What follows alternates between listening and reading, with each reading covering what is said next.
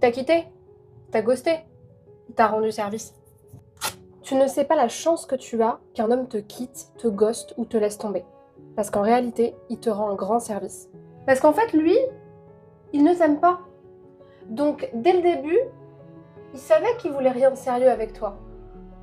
Il voulait juste, quelque part, profiter un petit peu. Mais celle qui avait des projets, celle qui se projetait, celle qui espérait, c'était toi. Donc la douleur que tu ressens ne vient pas de ce que tu as perdu, mais de ce que tu espérais recevoir de sa part. Et donc, si ça a duré, c'est parce que tu as choisi de croire aux rêves que tu t'étais fait dans ta petite tête, au scénario mental qui te rassurait et auquel tu voulais croire, et pas aux faits réels. Parce que les faits réels, c'était peu d'engagement, peu de constance, peu d'action, et beaucoup de flou, beaucoup d'ambivalence. Mais comme tu voulais tellement que ça marche, t'as choisi de fermer les yeux. Parce que c'est toujours plus simple de fermer les yeux plutôt que de devoir affronter la réalité et de devoir agir face à ça.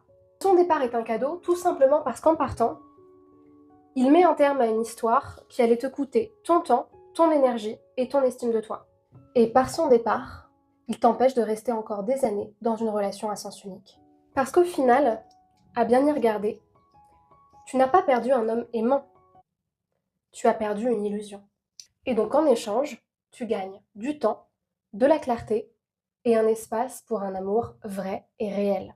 Et donc le meilleur conseil que je peux te donner, c'est de reprendre ton pouvoir, de t'aimer plus fort que cet homme qui lui ne t'aimait pas vraiment et d'avoir foi en ce que tu mérites. Parce qu'un homme qui te ghoste, parce qu'il a tellement peu de respect pour toi, ou un homme qui te quitte parce qu'il ne veut pas être avec toi, eh bien c'est tout simplement un homme qui n'était pas fait pour toi.